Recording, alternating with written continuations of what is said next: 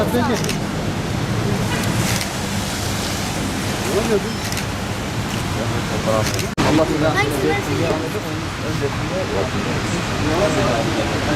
Tamamsınız.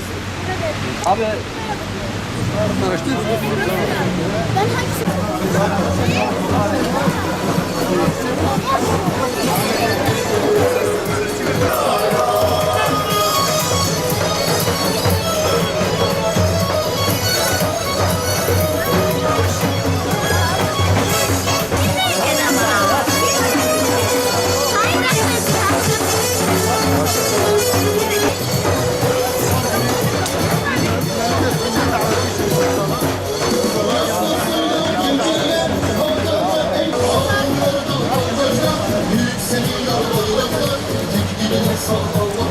Ey Muhammed!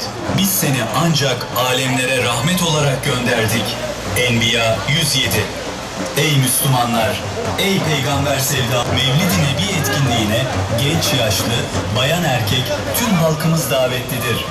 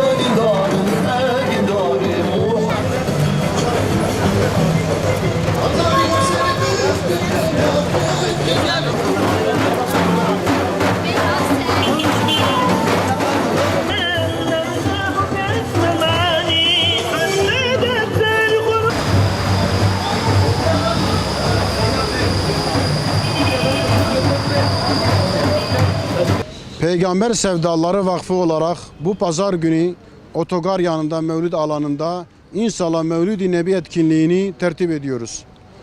Tüm Peygamber sevdalısı Batman halkını bu Mevlid etkinliğine bekliyoruz.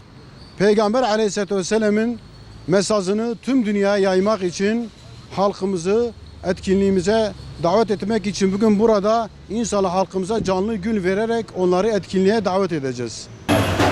Haydi Batman, peygamberimize olan aşk ve muhabbetimizi bir kez daha ispatlayalım.